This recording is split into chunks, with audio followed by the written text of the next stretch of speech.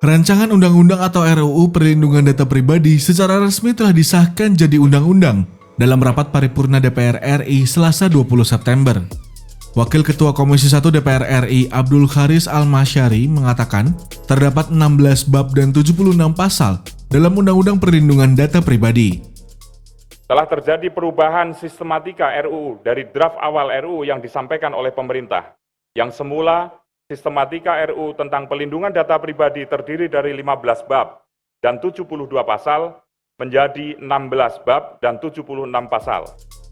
Pembahasan bab dalam UU PDP diantaranya jenis data pribadi, subjek data pribadi, kewajiban pengendali data pribadi dan prosesor data pribadi, transfer data pribadi, kerjasama internasional, penyelesaian sengketa dan hukum acara, larangan dalam penggunaan data pribadi, sanksi administratif hingga ketentuan pidana.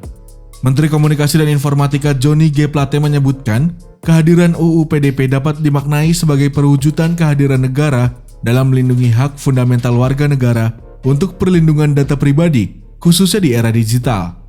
Menkominfo mengatakan, salah satu yang menjadi kewajiban dari penyelenggaraan sistem elektronik, baik itu pemerintah, publik, private atau swasta, adalah memastikan di dalam sistemnya data pribadi terlindungi.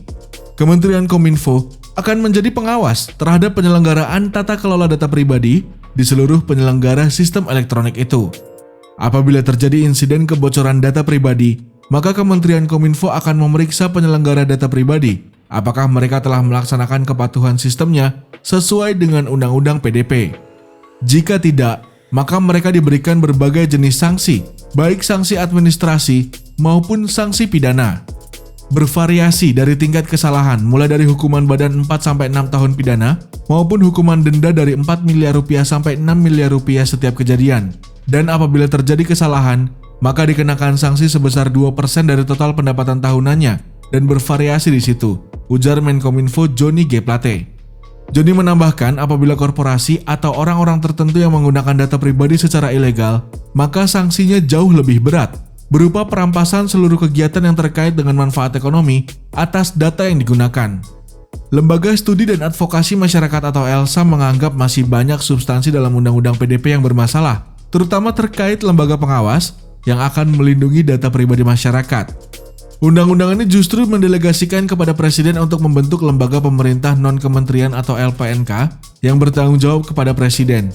Artinya, otoritas ini pada akhirnya tak ubahnya dengan lembaga pemerintah atau eksekutif lainnya, ujar Direktur Eksekutif Elsam, Wahyudi Jafar, Selasa 20 September. Dia ragu lembaga pengawas tersebut akan memberikan sanksi jika institusi pemerintah melakukan pelanggaran terhadap Undang-Undang PDP. Dia juga tidak yakin lembaga pemerintahan mau memberi sanksi kepada lembaga pemerintahan lainnya.